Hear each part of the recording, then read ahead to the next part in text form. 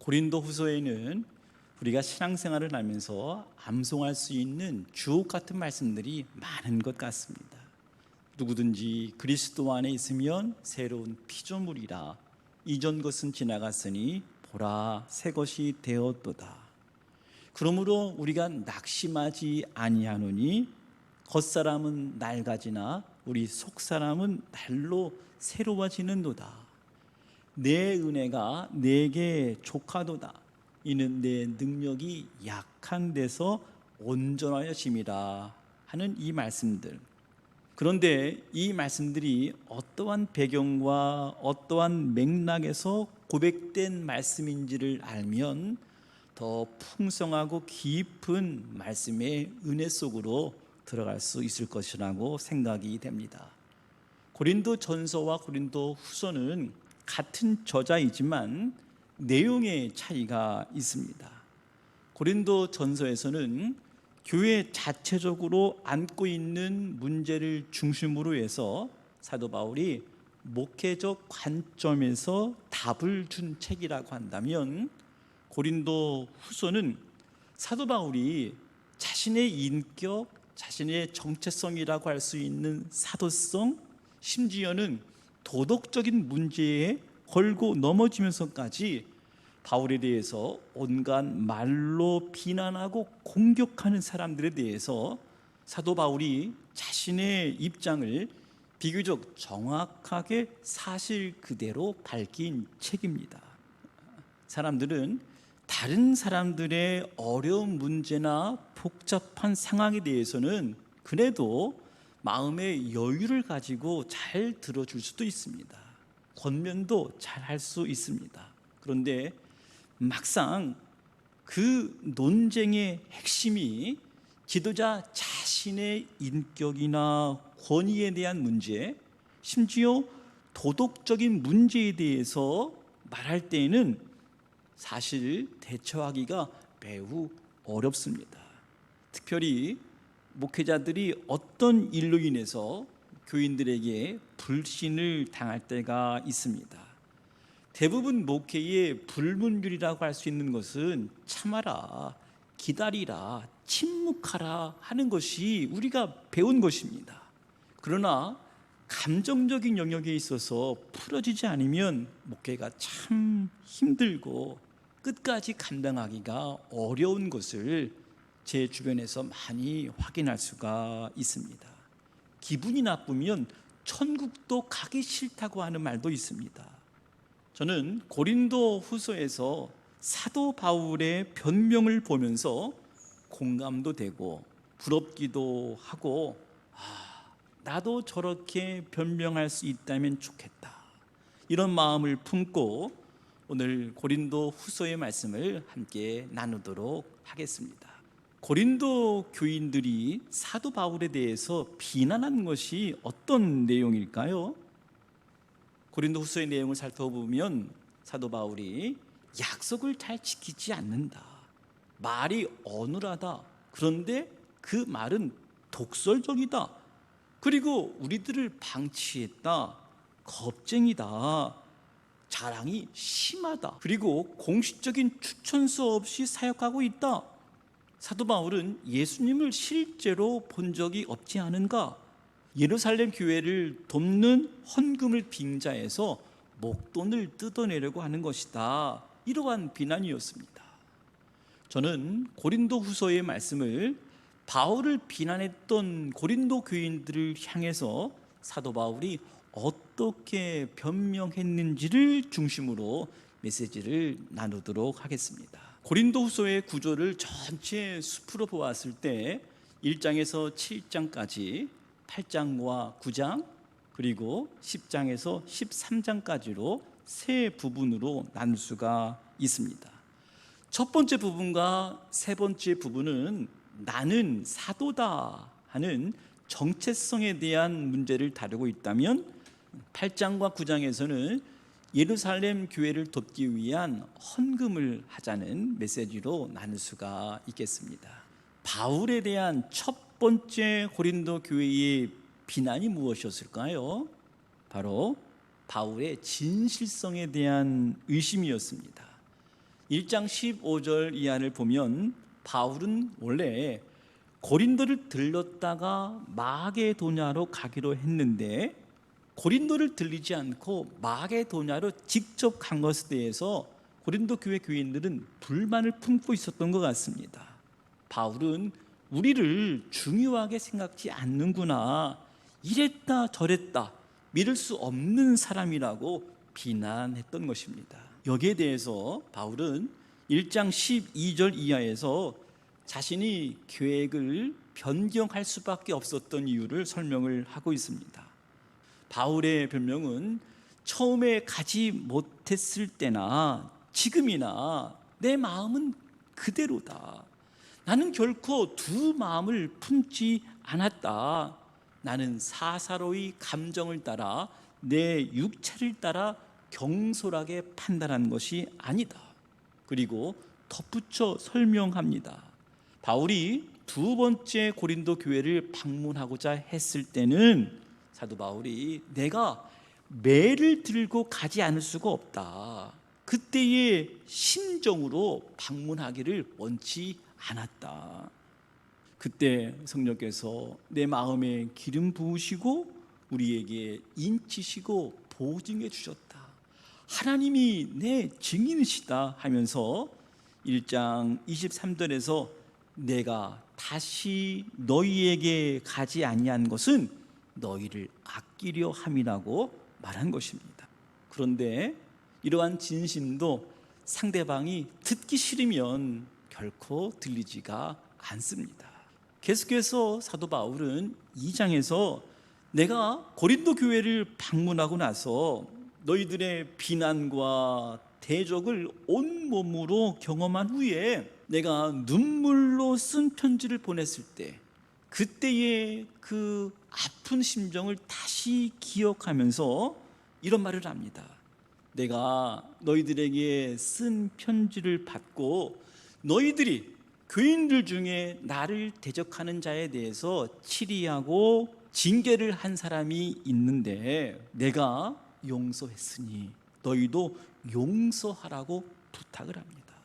왜냐하면 너무 많은 근심에 빠져서 그 사람이 파괴되지 않을까 두렵다. 이것은 사탄에게 속지 않기 위해서다. 여러분 아시잖아요. 사탄은 한 영혼을 파괴해서 하나님께 나가지 못하도록 하기 때문입니다. 자신을 대적했던 자들을 용서하라고 말하는 사도 바울의 그 아비의 심정 느껴지지 않습니까? 두 번째, 고린도 교회는 사도 바울의 사도성에 대해서 의심을 품고 있었습니다. 고린도 교인들이 비난했던 것은 사도 바울이 예루살렘 교회의 지도자들의 추천서 없이도 자기 멋대로 돌아다니면서 전도했던 사람이라고 하는 것입니다. 이 비난에 대해서 바울은 어떻게 변명했을까요? 이제부터 본격적인 자신의 사도됨을 적극적으로 서술하고 있습니다. 바울은 이렇게 시작합니다. 내가 너희들과 추천서가 필요한 관계냐? 바울이 직접 고린도 교회를 개척을 했고 1년 6개월 동안 고린도에 머물면서 복음으로 다진 교회인데, 그래서 바울은 고린도 교인들에게 너희는 우리의 편지다 하였습니다. 여기서 편지는 추천서를 의미하지요. 이 추천서는 먹으로 쓴 것이 아니요 하나님의 영으로 쓴 것이고 돌판에 쓰여진 것이 아니라 육의 마음판에 쓰여진 것이라고 말했습니다. 바울이 감정적으로 대처한 것 같지는 않습니다. 이어서 두 번째로 바울은 자신을 새 언약의 일꾼이라 소개를 하고 있습니다. 바울은 자신이 새 언약의 일꾼 되었음을 모세가 시내산에서 율법을 받았을 때에 그가 경험했던 영광을 비교하면서 새 언약의 일꾼 된 것, 그리고 자신이 받은 사도의 직분이 얼마나 영광스러운지를 비교하면서 복음의 핵심을 전하고 있습니다. 여러분, 모세가 시내산에서 옛 언약 율법을 받았을 때 모세의 얼굴에서 광채가 났습니다. 그런데 그 광채가 시간이 지나면서 흐릿해졌고 급기야는 사라지게 되었습니다.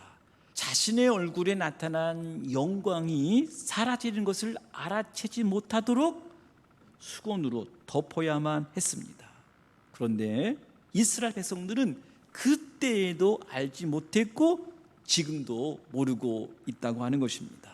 그러나 사람이 그리스도에게로 돌아가면 눈을 가렸던 수건을 벗은 얼굴로 주님의 영광을 보고 모세가 하나님께 나아갔던 것처럼 하나님의 영광에 참여하게 된다는 것입니다. 사도 바울은 바로 내가 이 언약의 직분을 받은 자임을 변명한 것입니다. 그래서 4장 1절에 보면 그러므로라고 하는 단어가 나타납니다.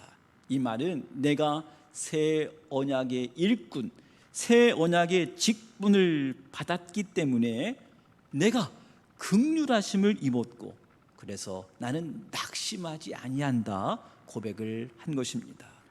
세 번째 바울의 변명은 자신은 복음의 빛을 받은 사도가 되었음을 강조했습니다. 바울이 순전한 복음을 전하였지만 복음을 듣지 못하고 믿지 못하는 사람들이 있었음을 말합니다. 이것은 마치 소경이 눈이 가리워져서 태양을 보지 못하는 것과 같다고 비유합니다. 바울은 바로 복음을 이해하지 못하는 자들은 4장 4절에서 이 세상의 신이 마음을 혼미하게 하여 복음의 광채가 미치지 못하도록 하였다 그렇게 말합니다. 그러나 사도 바울은 4장 6절에서 내가 예수 그리스도의 주 되심과 내가 그리스도의 종이 되어서 복음을 전파할 수 있었던 이유는 태초에 하나님께서 빛을 창조하심으로 어둠을 몰아내셨던 것처럼 나를 덮고 있는 영적인 무지와 나를 올가매고 있는 율법의 저주, 그 어둠을 몰아내 주셨다. 그리스도로 말미암아 나타난 그 영광의 빛을 하나님께서 내 마음에 비추셔서 내가 복음을 깨달았다. 그래서 나는 사도가 되었다. 그렇게 말한 것입니다. 그래서 8절과 9절에서 예수 그리스도의 영광의 빛이 비추어지고 내가 새 언약의 일꾼이 되었기 때문에 연약한 질그릇 같아서 환난으로 내가 절망할 수밖에 없지만 그 가운데서도 내가 절망하지 않는 이유, 그 이유를 우리가 줄겨 고백하는 고린도후서 4장 8절의 말씀입니다. 우리가 사방으로 우겨쌈을 당하여도 쌓이지 아니하며 답답한 일을 당하여도 낙심하지 아니하며 박해를 받아도 버림받지 아니하며 거꾸러뜨림을 당하여도 망하지 아니하고. 바울은 더 나가서 5장에서 죽음을 통해서도 낙심하지 않는 이유를 분명하게 밝히고 있습니다. 그것은 우리의 육신의 장막이 무너질 때에 우리는 사람이 지은 것이 아닌 하나님께서 지으신 집, 곧 손으로 지은 것이 아닌 하늘에 영원한 집이 있는 줄 알기 때문이다 말씀을 하고 있어요. 장차 하늘에서 덧입게 될 그 몸을 생각하면 이 세상의 모든 어려움들을 이겨낼 수 있다 고백한 것입니다. 그리고 네 번째, 바울의 사도성에 대한 주장은 자신이 그리스도 안에서 새로운 존재가 되었다는 것을 자신의 삶을 통해서 증명하고 있습니다. 고린도후서 5장 17절 말씀, 그런즉 누구든지 그리스도 안에 있으면 새로운 피조물이라 이전 것은 지나갔으니 보라 새 것이 되었도다 하는 말씀. 여러분, 도대체 바울에게 어떤 일이 일어났기 때문에 이전 것은 지나갔으니 보라 새 것이 되었도다 했을까요? 바울에게 이전 것은 무엇이었을까요?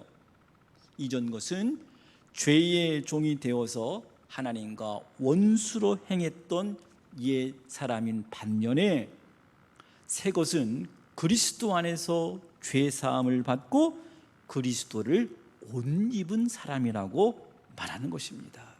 바울은 유대인으로 종교적으로 열심히 있는 사람이었습니다. 그 열심으로는 교회를 박해하고 율법의 의로는 흠이 없는 자라 하였습니다. 학문적으로는 헬라와 로마의 철학을 섭렵한 인물이었습니다. 여러분, 이러한 바울처럼 종교적인 삶, 율법적인 삶, 도덕적인 삶을 살아가는데 뭐가 그렇게 문제입니까? 바울도 이렇게 사는 것이 자기의 자랑인 줄 알았습니다. 5장 16절에 보면 내가 그리스도를 육체를 따라 알았다라고 말합니다. 그러나 바울이 결정적으로 그리스도를 만난 이후로 자신을 보호하고 자신이 자랑하고 자신이 쌓아놓았던 모든 과거에 화려했던 업적까지 버리면서 그리스도를 쫓았다. 그리스도만을 위해서 살았던 새로운 존재가 되었다는 것입니다. 바울이 새로운 피조물이 되었다고 선언하는 결정적 이유가 무엇이었겠습니까? 바로 예수 그리스도의 부활입니다. 예수 그리스도의 부활은 단순히 죽었다가 다시 살아났다는 뜻이 아니라 새롭게 창조되었다는 것입니다. 하나님께만 가능한 사건입니다. 따라서 예수 그리스도 안에서 새로운 피조물이 된 것입니다. 예수님의 부활 생명이 우리 안에 들어와서 죄와 사망으로 죽었던 우리를 살리셔서 우리가 영생을 얻게 된 것입니다. 5장 14절 말씀 보시면 주 예수를 다시 살리신 이가 예수와 함께 우리도 다시 살리사 너희와 함께 그 앞에 서게 하실 줄을 아노라. 그래서 바울은 그리스도 안에서 새롭게 지어졌을 뿐만 아니라 그리스도를 대신해서 화목하게 하는 새로운 직분을 받았다고 말한 것입니다. 5장 19절 말씀 보시면 곧 하나님께서 그리스도 안에 계시사 세상을 자기와 화목하게 하시며 그들의 죄를 그들에게 돌리지 아니하시고 화목하게 하는 말씀을 우리에게 부탁하셨느니라. 바울은 자신과 고린도 교인들 사이에 야기된 오해를 풀기 위해서 복음으로 변증하고 사도로서의 직분과 사역에 대해서 1장부터 7장까지 호소하는 데 주력을 했습니다. 그런데 8장과 9장에서 갑자기 분위기가 바뀝니다. 다른 문제입니다. 교회 내부의 문제가 아니라 교회 밖의 문제로 눈을 돌리고 있습니다. 바울은 기근과 박해로 어려움에 처해 있는 예루살렘 교회를 돕기 위해서 고린도 교인들에게 헌금으로 동참하기를 원했던 것입니다. 바울은 구제해야 하는 이유를 예수 그리스도에게 집중합니다. 주께서 그의 은혜로 말미암아 그의 가난하게 되심으로 우리를 부유하게 하셨기 때문이다. 그렇게 그리스도적인 이유를 말해 준 것입니다. 8장과 9장의 내용을 살펴보면 사실 고린도 교회가 마게도니아 교회보다 먼저 헌금을 모금을 하고 있었습니다. 이 소식이 마게도니아 교회로 전해졌습니다. 여기서 마게도니아 교회라고 하는 것은 빌립보 교회, 데살로니가 교회, 베레와 교회를 의미합니다. 이 교회들이 고린도 교회가 헌금한다는 소식을 듣고 이들도 동참하기로 한 것입니다.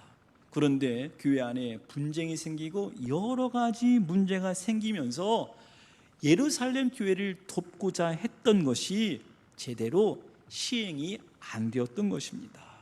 이런 배경하에서 바울은 고린도 교인들에게 1년 전에 행하였던 것을 완성하라 권면을 한 것입니다. 그러면서 연보를 드리는 원칙과 축복을 말해주고 있습니다. 9장 6절 말씀, 곧 적게 심는 자는 적게 거두고 많이 심는 자는 많이 거둔다 하는 말이로다. 9장 10절 말씀, 심는 자에게 씨와 먹을 양식을 주시는 이가 너희 심을 것을 주사 풍성하게 하시고 너희 의의 열매를 더하게 하시리라. 바울은 8장과 9장에서 연보에 대한 권면을 마치고 10장부터 13장까지 또 다시 사도권에 대한 변명을 합니다. 그런데 후반부는 앞에서 변명한 것과 분위기가 다릅니다. 이번에는 아주 강하게 말했습니다. 왜냐하면 어떤 유대인 중에 고린도 교회에 침투해서 다른 예수, 다른 영, 다른 복음을 전하고 사도 바울이 거짓 사도다 주장하면서 사도 바울을 험담하고 있다는 말을 들었기 때문입니다. 그래서 바울은 10장에서 거짓 사도들의 3가지 비방에 대해서 단호하게 변호합니다. 첫 번째 변호는 그들이 바울을 향해서 육신을 따라 행하는 자라고 비방을 했습니다. 바울은 그 비난에 대해서 오히려 육신을 따라 행하는 것이 무엇인지를 가르쳤습니다. 두 번째는 바울의 외모에 대해서 비방을 하고 있습니다. 바울은 외모에 대해서 판단하지 말고 그가 그리스도에게 속해 있는가를 분별하라고 말합니다. 세 번째는 바울 자신이 거짓 사도들과 비교되는 것에 대해서 매우 불쾌하게 여기고 그들을 지혜 없는 자라고 하면서 내가 한번 자랑해 볼까 하면서 자기 자랑을 나열을 하고 있습니다. 그리고 11장에서 바울은 거짓 사도들의 정체를 폭로합니다. 바울 자신은 남편인 그리스도에게 정결한 신부로 드리게 한 중매 역할을 했다면 거짓 사도들은 뱀과 같이 유혹하고 속이는 자와 같다고 비유를 했습니다. 그래서 11장 후반부에서는 그리스도의 복음을 위해서 행했던 수고와 그를 위한 고난을 받은 것을 내가 부득불 자랑하지 않을 수 없다. 내가 자랑하는 어리석음을 용서해다오 하면서 자신의 이야기를 하고 있습니다. 심지어 나는 복음을 전하다가 살해를 받지 아니했다. 내가 그리스도의 온전한 일꾼이 아니냐 증명을 한 것입니다. 무엇보다 바울이 자랑한 것은 자신의 약함을 자랑했다고 역설했다는 것입니다. 내가 주의 환상을 보았던 자로 사람들에게 할 말이 많지만 심지어 나는 낙원에까지 갔다 왔지만 이것 때문에 내가 자고하지 않도록 하나님께서 육체의 가시를 주셨다고 말하고 있는 거예요. 바울은 육체의 가시를 사탄의 사자라고 말할 만큼 그렇게 고통스러웠던 것 같습니다. 바울 생각은 이것만 아니면 복음을 더 강하게 전할 수 있을 것 같은데, 그래서 바울이 자신을 위해서 구한 것이 아니라 복음을 위해서 간구했다는 것입니다. 그런데 하나님께서 바울에게 주신 응답이 무엇입니까? 12장 9절에 보면 하나님께서 나에게 이르시기를 내 은혜가 내게 족하도다. 이는 내 능력이 약한 데서 온전하여 짐이라. 하나님이 이렇게 응답을 해 주셨습니다. 바울이 깨달은 것이 무엇입니까? 우리의 가시가 커서 우리가 약해지면 약해질수록 우리를 긍휼히 여기시는 하나님의 은혜가 더 크다는 것을 바울이 깨달은 것입니다. 그래서 바울이 고백합니다. 그러므로 내가 그리스도를 위하여 약한 것들과 능욕과 궁핍과 박해와 곤고를 기뻐하노니 이는 내가 약한 그 때에 강함이라. 사도 바울이 서신서 마지막에서도 예수님이 약하셨기에 십자가에 못 박히셨으나 하나님의 능력으로 살아나셨음을 강조한 것입니다. 13장 4절 말씀, 그리스도께서 약하심으로 십자가에 못 박히셨으나 하나님의 능력으로 살아계시니 우리도 그 안에서 약하나 너희에게 대하여 하나님의 능력으로 그와 함께 살리라. 그러기에 바울은 너희는 믿음 안에 있는가? 너희 자신을 시험하고 너희 자신을 확증하라 말씀하십니다. 그렇지 못하면 너희는 버림받은 자라 하였습니다. 바울은 편지를 마무리하면서 어떤 일에 말로 이기고 지는 문제가 아니라 그 일, 그 사건 때문에 너희가 온전하여 지기를 원한다 하는 바울의 진심을 전했습니다.